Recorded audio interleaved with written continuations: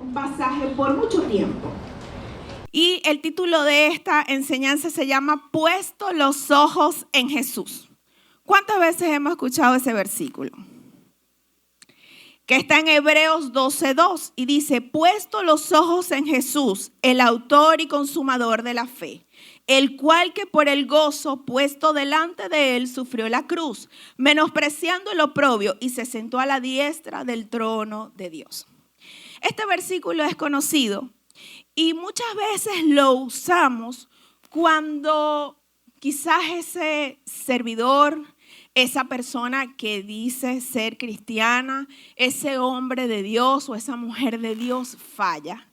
Y otra persona está viendo esa equivocación, ese error, o hay una situación en la iglesia que quizás, pues tú dices, esto no está bien. Y las personas te dicen, bueno, no veas al hombre, puesto los ojos en Cristo Jesús, autor y consumador de la fe. Entendiendo de que el hombre se puede equivocar, que podemos fallar, estemos en la posición que estemos, porque somos seres falibles. Y quizás la persona se siente decepcionada, se siente triste, se siente molesta, puede experimentar diferentes situaciones. Y por eso le decimos, puesto los ojos en Cristo Jesús. Porque, vuelvo y repito, somos seres humanos y nos podemos equivocar. También invitamos a las personas con esa frase a que vuelvan su mirada a Jesús cuando vemos un mundo que nos distrae, que nos seduce, que nos confunde, que nos envuelve con sus diferentes tendencias, que nos agobia, nos angustia, nos entristece, nos desconcierta. Y entonces cuando vemos que esa persona se enfoca en el mundo, se enfría y se va olvidando de aquel que lo entregó todo, le decimos, hey, puesto los ojos en Cristo Jesús. Veas lo que veas, siempre tu mirada debe estar en Jesús. Y este pasaje, más que una invitación, nos lleva a reenfocarnos, es centrar nuestra atención, esfuerzos en un objetivo prioritario para nosotros. Y esto pasa después de una distracción, un desvío o pérdida de rumbo. Y hoy el llamado para todos, porque esto no es solo para ustedes, también es para mí, es a concentrarnos en Jesús. ¿Por qué en Jesús? Es posible que cuando nosotros hablamos de Jesús, ¿en qué pensamos? O lo que más tendemos a pensar, en el sacrificio, ¿verdad? Nosotros pensamos en nuestro Señor Jesucristo, en cómo entregó todo en la cruz del Calvario. Su entrega, su amor, su sacrificio y, por supuesto, todo esto es digno de glorificarse, de exaltarse y de ser preciado para todo discípulo de Cristo. Eso debe ser algo muy preciado para nosotros y un recordatorio de la muestra de amor más grande que pudo hacer Jesús por todos nosotros, donde nos dio redención. Amén. Pero hoy quisiera que todos nosotros nos concentráramos en Jesús, en el Hijo de Dios hecho carne. Como dice Juan 1:14, y aquel verbo fue hecho carne y habitó entre nosotros. Que nos concentremos un poco en el ser humano que fue cuando caminó en la tierra. No se trata solo de conocerse su sacrificio, que es digno de ser exaltado siempre, sino también en la totalidad de lo que era Jesús. Porque quizás nos imaginamos a un Jesús bebé, a un Jesús que necesitaba ser alimentado por su madre, a un Jesús que usó pañales, tenía necesidades fisiológicas como todos nosotros. Un Jesús que para trasladarse de un lado a otro no tenía de repente el vehículo que tenemos nosotros, sino tenía que ir a pie de un lado a otro. Entonces, siempre vemos a Jesús en ese lugar quizás lejano y no vemos a Jesús como ese ser humano que estuvo aquí en la tierra. Porque ciertamente Él era 100% Dios, pero también era 100% hombre.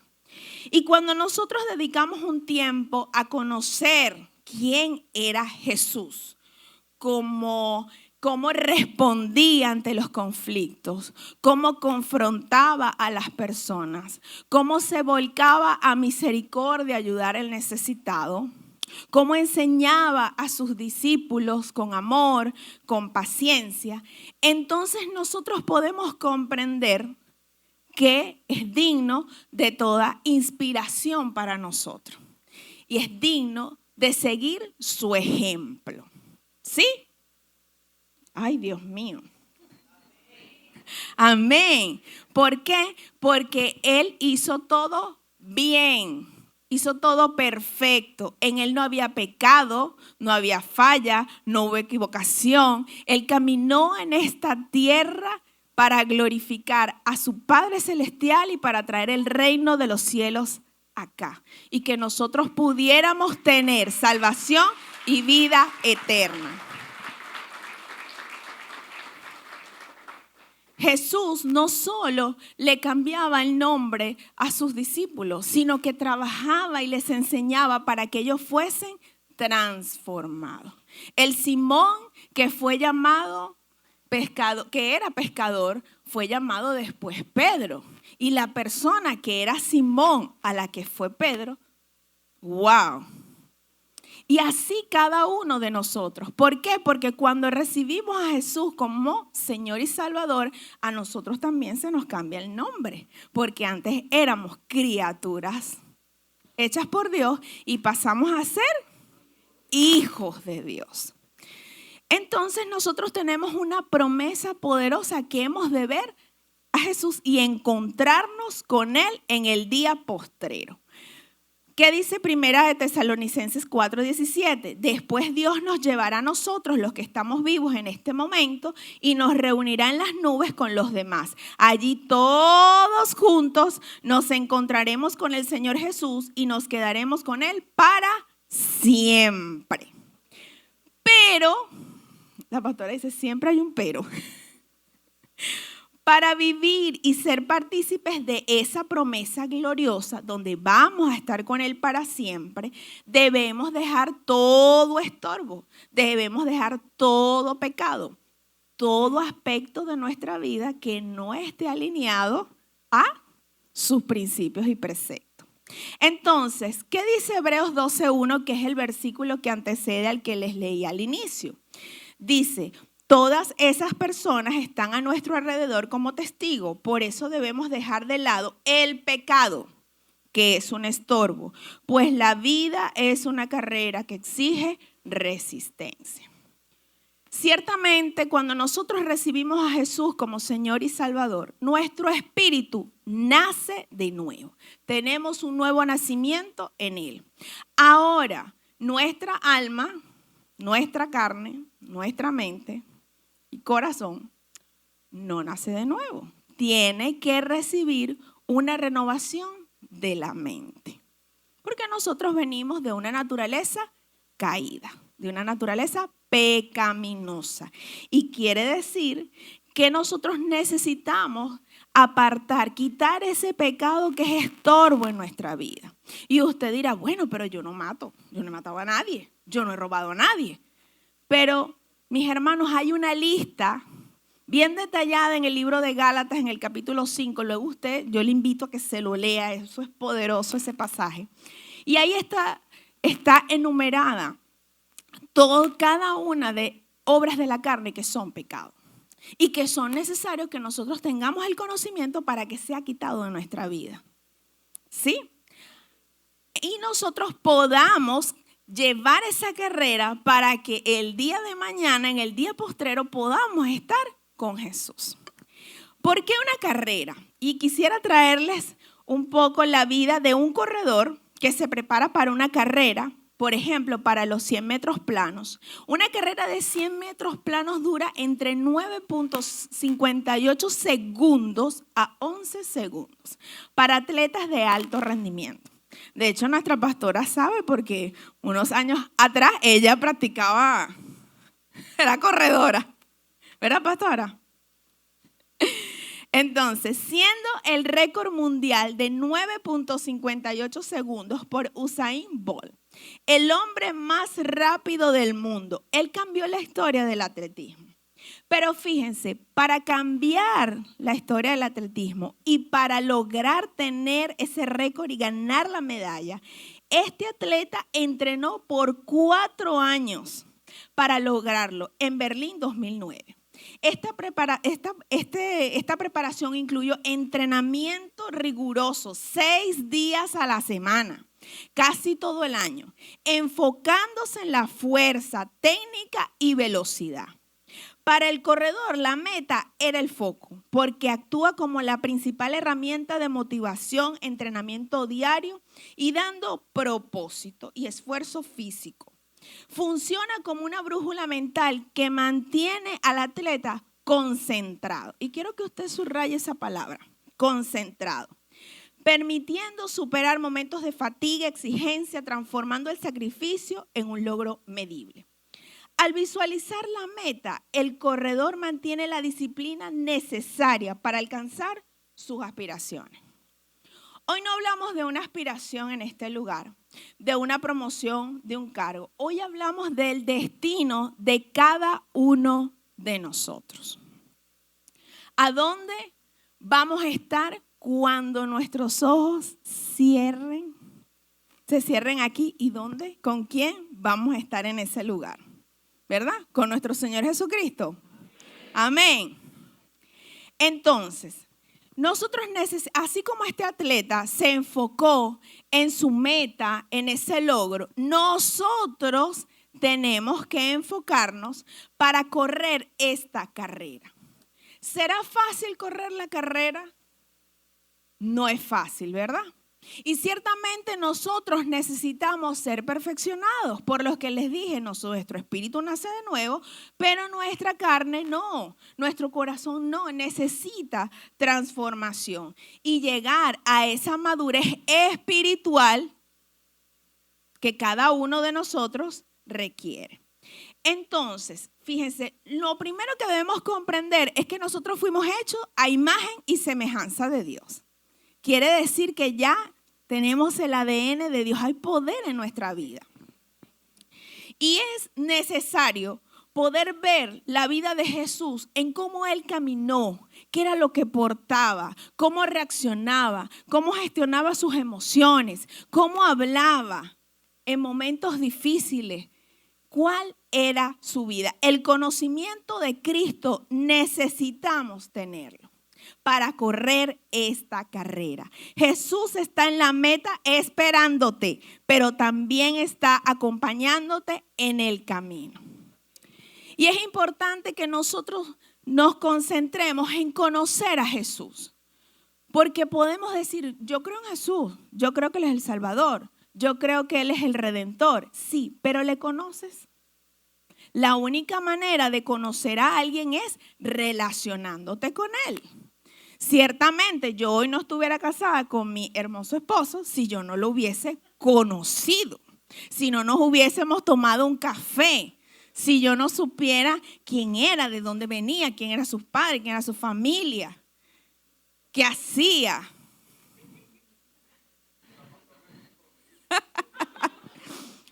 Y gracias a eso, a conocernos, a saber cuáles eran las áreas que quizás había que trabajar, cuáles eran las mías, entonces nosotros hemos podido prevalecer durante ya 15 años.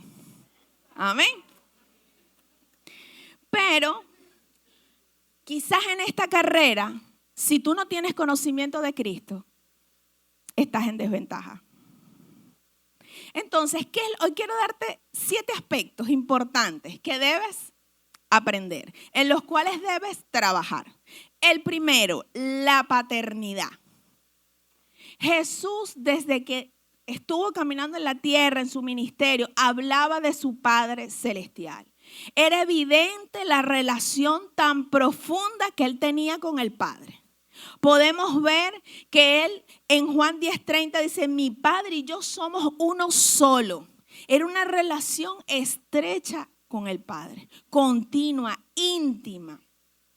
Podemos ver en Juan 14:6-7, Jesús le respondió, yo soy el camino, la verdad y la vida. Sin mí nadie puede llegar a Dios el Padre. Si ustedes me conocen a mí, también conocerán a mi Padre. Y desde ahora lo conocen porque lo están viendo.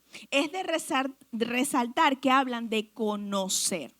Y fíjense, aquellos que somos padres, Cuando nosotros nos relacionamos con el hijo, que le buscamos en el colegio, le preguntamos cómo le fue, tenemos esa conversación diaria y empezamos a exhortarlo por esto, por aquello, animarlo por lo que hizo bien o quizás aquello que no alcanzó tú puedes. Y ese hijo empieza a sentir ese amor por el padre porque hay una relación continua, le dedicas tiempo, porque el amor para los hijos está traducido en tiempo. Al igual que el amor por la esposa o el esposo se traduce también en tiempo.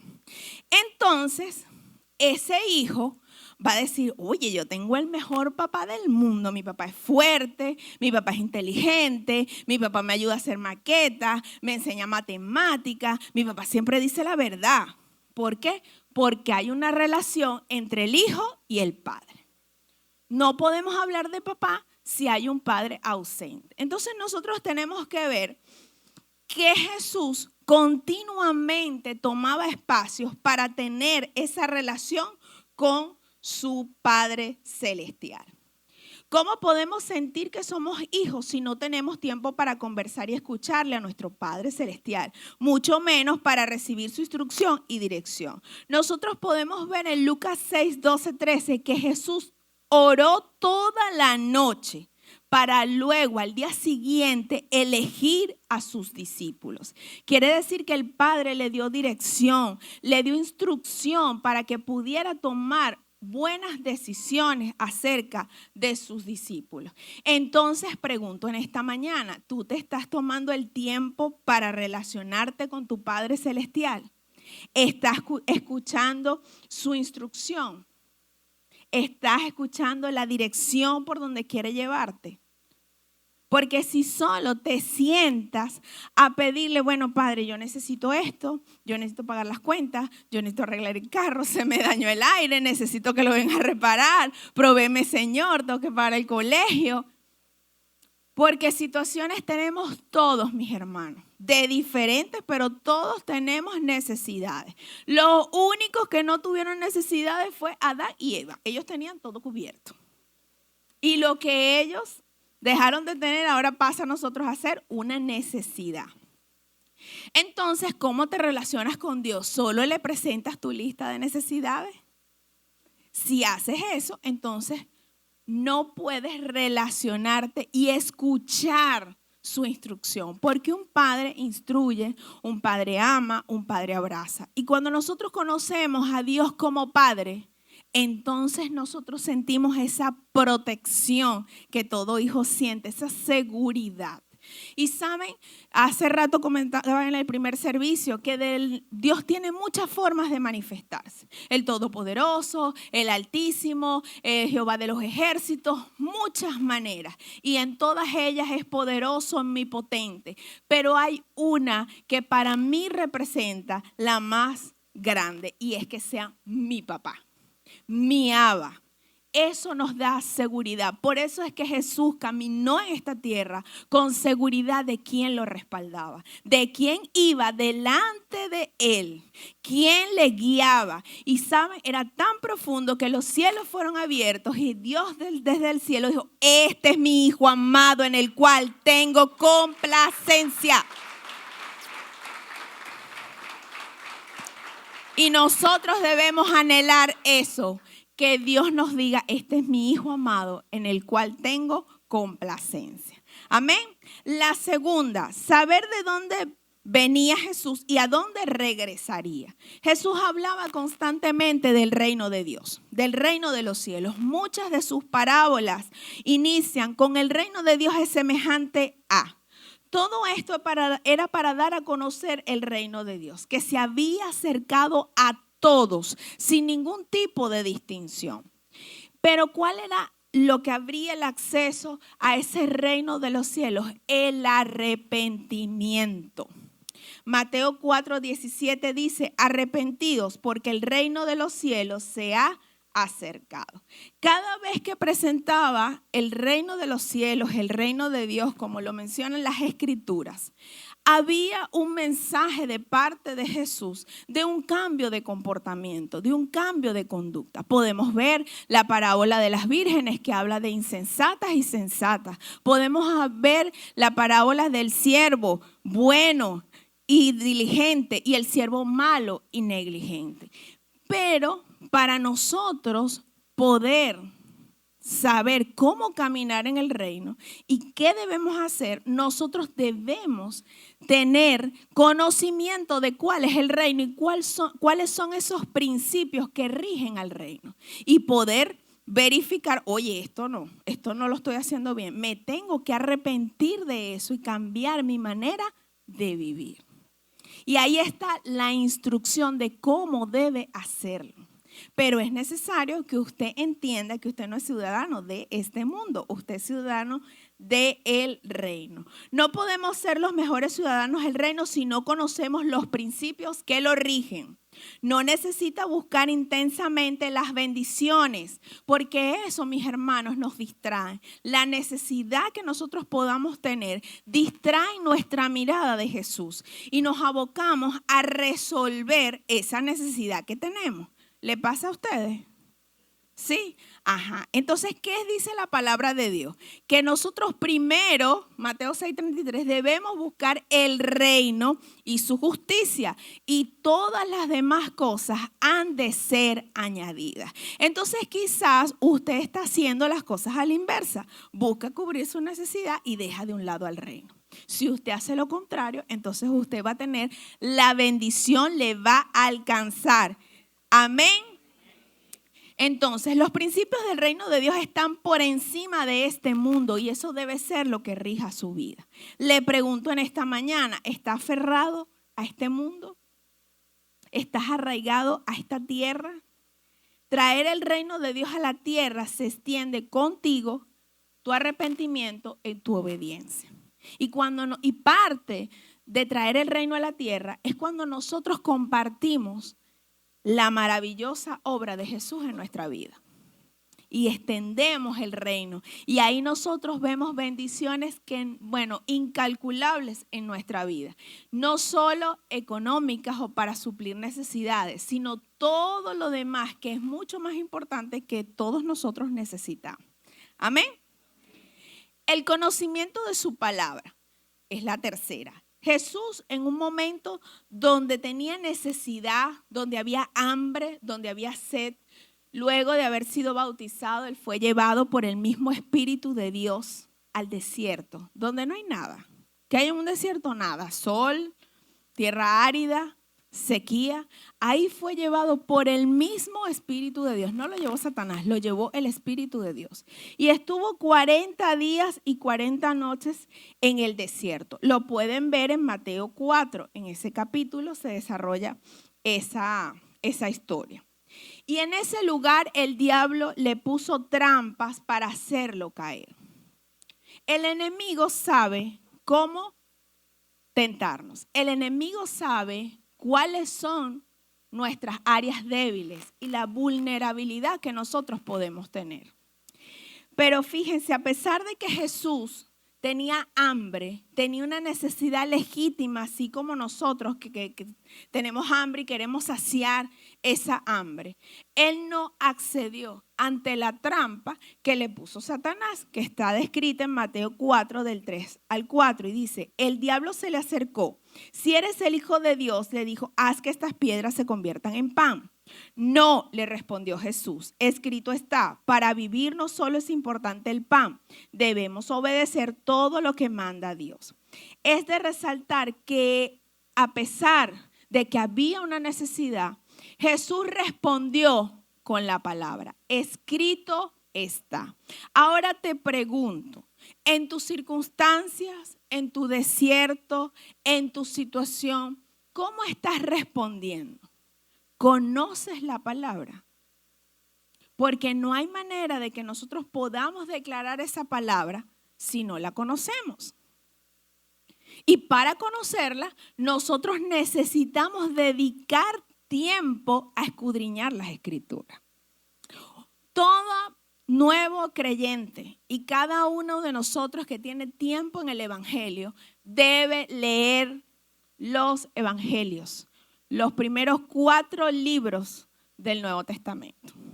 No solo una vez, sino muchas veces, porque ahí nosotros vamos a ver cómo Jesús era, cómo Jesús actuaba. Entonces, ¿estamos realmente escudriñando su palabra para poder ir contra los ataques del enemigo? ¿Podemos desatar esa palabra poderosa para que el enemigo retroceda? No podemos hacerlo si no tenemos el conocimiento de su palabra. Entonces, el conocimiento de la palabra de Dios nos lleva a saber la verdad y a derribar toda mentira, a echar fuera toda confusión, a estar claro en qué debemos estar enfocados, a ser fortalecidos. Y no está mal que usted venga aquí y usted tome notas y usted vaya al grupo Vida y usted tenga, quizás está en la escuela de formación y también se está capacitando, pero usted necesita sentarse y tomarse ese tiempo para escudriñar las Escrituras. Y estoy segura que cuando usted se llena de la palabra, entonces el enemigo va a tener que retroceder, porque ese que la está declarando, el Espíritu de Dios está en usted. Hay poder. Resistí al diablo y él huirá de vosotros. Amén.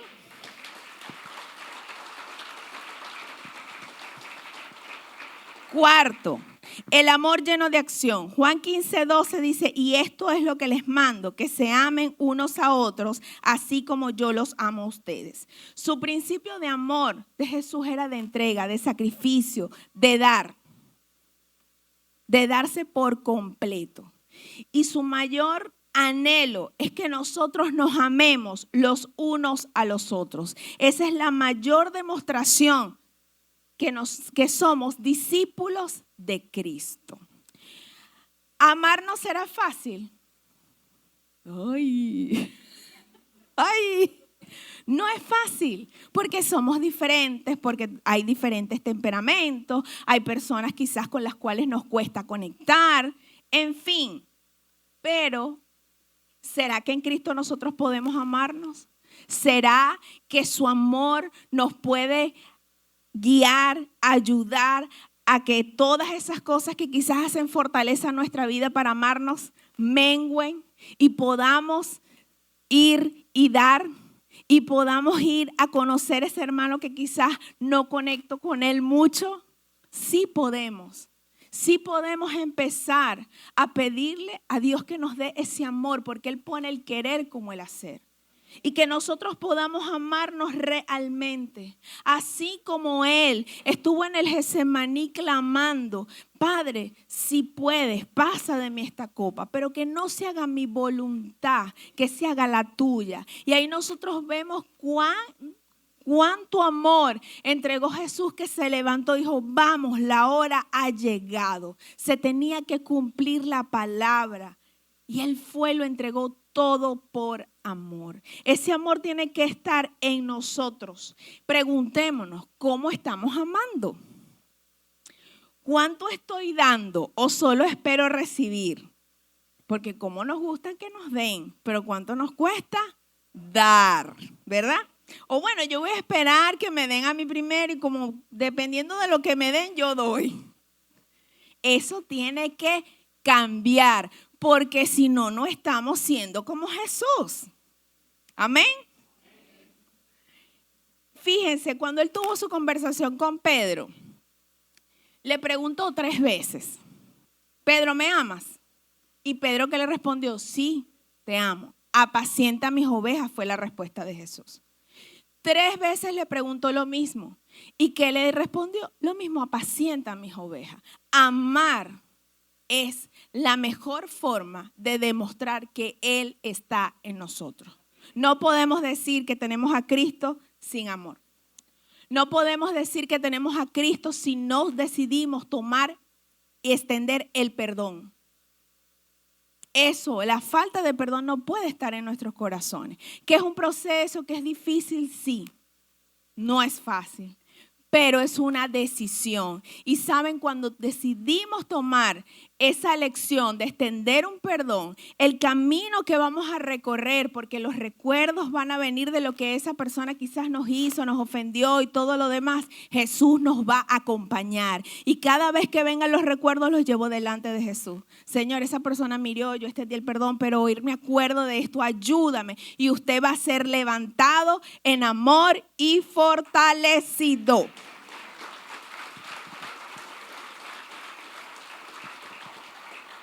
Quinto, verdad y autenticidad. Si algo es evidente, era el rechazo que Jesús tenía ante la hipocresía, el fingimiento y la falsedad. Mateo 23, 27, 28 dice: ¿qué mal les va a ir aparentar ser gente buena y honrada? Pero en realidad son hipócritas y malvados. Son como una tumba pintada de blanco, pero por fuera se ve limpia, pero por dentro están llenas de huesos y suciedad. Ser auténticos y verdaderos es una meta para todos nosotros, sin máscara, sin fingimiento, porque muchas veces queremos venir y dar una apariencia de que somos más santos que todos los demás.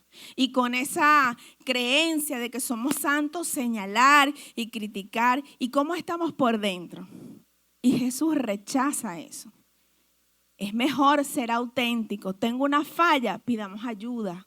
Siento alguna debilidad, busquemos ayuda, refugiémonos en Jesús para que nos levante. Pero no podemos estar diciendo: Señor, yo te amo, pero vivo aparentando. Eso era algo que Jesús rechazaba a los fariseos, porque decían una cosa y hacían otra. Querían ser más santos que todos y realmente tenían una vida de falsedad. Nosotros no podemos caer en eso. Tenemos que ser íntegros, totalmente completo para Él. Y saben, en el fingimiento no brotan los frutos brotan en la verdad. Entonces, por más que finjas y te quieres esforzar para que la gente vea, al final lo que necesitas es ser verdadero para que ese fruto salga apetecible, hermoso y que muchos puedan comer de ese fruto. Y para eso, para poder caminar en esa verdad, nosotros necesitamos el carácter de Cristo. Ese fruto del Espíritu que está compuesto por 9 elementos: amor, gozo, paz, paciencia, benignidad, bondad, fe, mansedumbre y dominio propio. Entonces necesitamos ver cuál es el que me falta, en cuál debo trabajar para realmente ser así como Jesús. Verdad. Amén. Fíjense, Jesús ni siquiera evitaba las conversaciones difíciles, por el contrario, las abordaba con amor, con autenticidad y con verdad.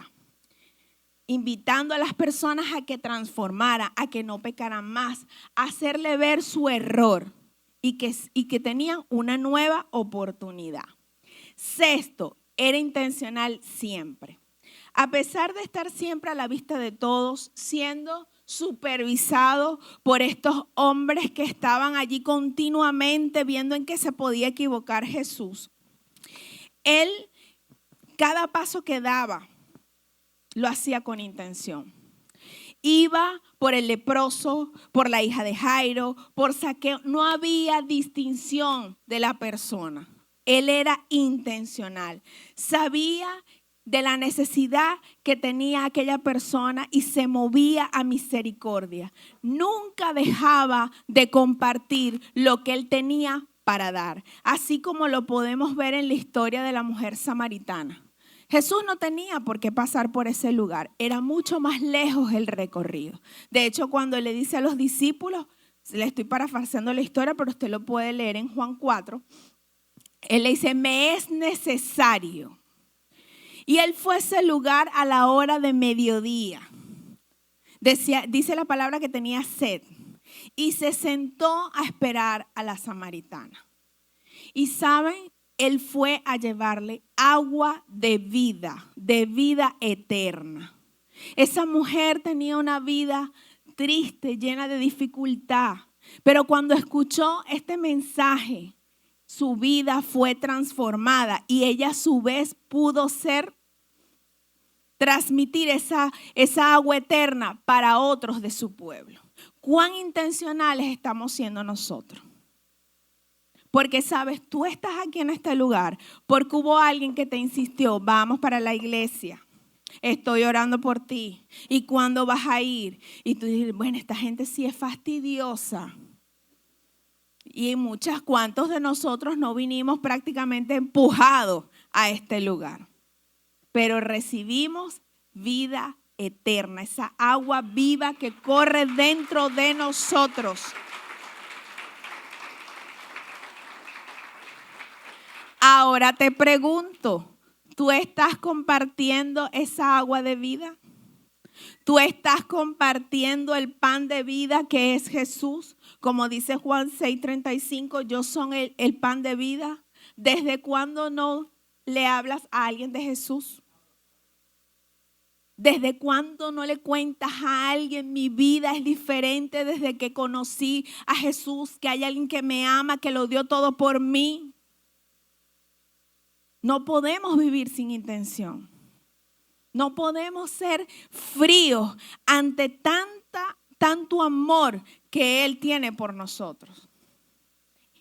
Y usted dirá, bueno, pero es que yo no conozco mucho la palabra. Obviamente tiene que esforzarse en conocerla. Pero usted puede hablar de manera sencilla cómo conoció a Jesús. No necesita un posgrado para hacerlo. Tenemos que compartir el pan. ¿Y saben qué maravilloso se siente cuando uno tiene una comida y llega y dice, bueno, voy a compartir esto contigo? ¿Usted no siente una satisfacción hermosa cuando puede compartir algo con alguien? Entonces comparte el pan que es Jesús. No espere más tiempo. La intención te lleva a la acción. No podemos seguir diciendo, bueno, yo amo a Jesús, amo a Dios y no comparto la palabra con nadie.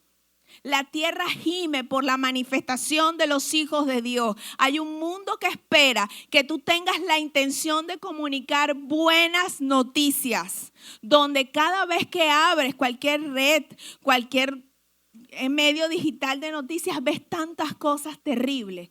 Tú tienes buenas noticias para dar. Abre tu boca y el Señor la llenará.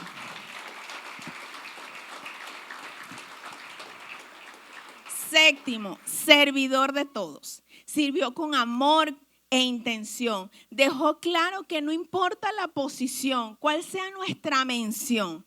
La más importante es ser servidor. Servir es un privilegio.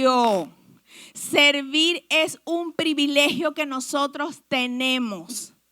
Y usted puede ver la historia de Juan 13, del 4 al 17, que habla de cómo Jesús lavó los pies de cada uno de esos discípulos. Y sabes, lavar pies en esa época no debe ser fácil, porque la mayoría de las personas iban con los pies expuestos. Largo era el camino. Ese trabajo estaba dado cuando alguien llegaba a la casa de que había un servidor, un esclavo, que era el que lavaba los pies. Pero aún así Jesús se ciñó la toalla y empezó de la manera más amorosa, humillado, a lavar los pies de cada uno de sus discípulos, a pesar de que estaba el que lo iba a traicionar, el que no creía que iba a sacrificarse y las muchas cosas que había en cada uno de sus discípulos. Y saben, mis hermanos, ciertamente es lindo que usted venga hoy domingo y se llene de la palabra. Pero déjeme decirle que cuando usted sirve, usted va a otro nivel. Porque usted recibe algo maravilloso de parte de Dios, porque usted está dando una entrega. Y muchas veces está aquí, y le dicen para servir, no, todavía no estoy listo. ¿Y cuándo va a estar listo? ¿Y cuándo va a ser el momento? Tenemos una sola vida para servirle a Dios. Esta vida es temporal, mis hermanos. Esta vida tiene un día de nacer y un día de morir. No sabemos cuándo, pero ese día va a llegar. Es ahora que usted le tiene que servirle al Señor. Es ahora que usted tiene vitalidad, vigor, fuerza para servirle. Entonces, pregúntele al mentor, al que le invitó, al líder, ¿qué tengo que hacer yo para servir? ¿Cuáles son los requisitos que yo tengo para servir? y que usted se pueda sentir privilegiado de poder estar aquí como cada uno de ellos o en la asignación que Dios tenga para usted, de poder venir. Voy a dar un poquito de lo que Dios me da. Un poquito. Amén.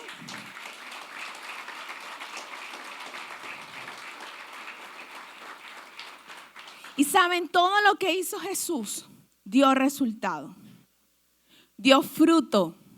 Jesús escogió a estos 12, a los cuales instruyó, con los cuales lidió con paciencia, con tolerancia, porque vaya que Pedro era difícil, era volátil, era terco, él quería hacer las cosas a su manera. Estaban los otros que peleaban. ¿Y dónde me voy a sentar? ¿A la derecha o a la izquierda? Guárdame el puesto allá en el reino de los cielos. ¿Dónde me vas a poner? Pero dime antes. Vaya, wow. Ahí estaban que no entendían muchas de las cosas que Jesús estaba haciendo. Los milagros, los prodigios, toda y cada una de esas cosas poderosas que ellos pudieron verla y no entendían. La mente muchas veces de ellos estaba cerrada. Pero aún así Jesús los amó, los sostuvo, los sustentó, los enseñó. Y cada una de sus acciones y pasos apuntaban a que Jesús era su ejemplo. Y llegó el día de que eso dio resultado. Cuando Jesús partió a los cielos a sentarse a la diestra del Padre, y estos discípulos llenos del Espíritu Santo empezaron la iglesia primitiva. Y dice la palabra de Dios, usted lo puede ver en el libro de los Hechos, a partir del versículo 2 y en el 4 habla de la comunidad que era la iglesia primitiva. Como el amor, la coinonía, el compañerismo estaba presente. Había amor los unos por los otros. Estaban en el poder del acuerdo. Compartían el pan, compartían las enseñanzas de Jesús. Hacían el recordatorio de la Santa Cena en memoria del Señor, del Maestro, del Rabí, de aquel que los instruyó. Y se veían las señales, los milagros, los prodigios. Y Dios venía y añadía aún más los que iban a ser salvos. La iglesia crecía. Pero saben, mis hermanos, nosotros tenemos que volver a eso, a la iglesia primitiva. A amarnos los unos a los otros, a compartir, a enseñar de Cristo desde el corazón, porque le conocemos. Porque sentimos que cuando estamos delante de su presencia, le escuchamos, nos habla, nos dice cuánto nos ama. Y saben, Él es el que intercede por ti. Estando allá, y tú, Señor, me equivoqué, fallé, y Él va donde el Padre. Oye, acuérdate de Sergio, que se equivocó, que falló. Me voy a meter contigo, papi, porque si me meto no voy a hacer cosas. Que se equivocó, que falló, pero vamos a alentarlo, vamos a ayudarlo, vamos a darle fuerza, fortaleza. Y entonces sale adelante, porque Él está intercediendo delante del Padre. Así que nosotros necesitamos volver a esa iglesia. ¿Cómo va a ser? Conociéndola. Tienen que leer la palabra, mis hermanos. Tenemos todos que leer la palabra una y otra vez. Y usted dirá, bueno, pero Jesús era 100% Dios. Él caminaba sobre las aguas, Él podía hacer cosas sobrenaturales. Yo no puedo hacer eso, para nada. Yo soy un ser humano, un simple mortal, puede decir usted, ¿cierto? Pero aquí le dejo el apóstol Pablo en 1 Corintios 11:1 dice, sed imitadores de mí como yo de Cristo. Él logró, siendo pecador, porque asesinaba a cristianos, iba contra la iglesia de Cristo. Los mismos cristianos le tenían miedo luego de su conversión, no creían en Él. Pero el Señor creyó en Él y en lo que Él podía hacer como propósito. Nosotros podemos ver las cartas paulinas y cada una nos enseña cosas maravillosas. Y vaya que este hombre padeció, tuvo naufragio, hambre, frío, lo picó una serpiente. Tantas cosas, estuvo preso, pero prevaleció en el conocimiento de Cristo y su gracia. Entonces, si Él pudo, que era un mortal, nosotros también podemos. Pero debemos prevalecer en el conocimiento de Cristo y su palabra y puesto los ojos en Él. Porque, ¿saben? Nosotros tenemos un adversario que es poderoso, que es más poderoso que tú y que yo, pero no más poderoso que nuestro Dios. Y Él, dice la palabra de Dios, va a venir contra nosotros, pero dice la palabra, resistí al diablo y Él huirá. Entonces, nosotros necesitamos llenarnos de Jesús y amarle con pasión.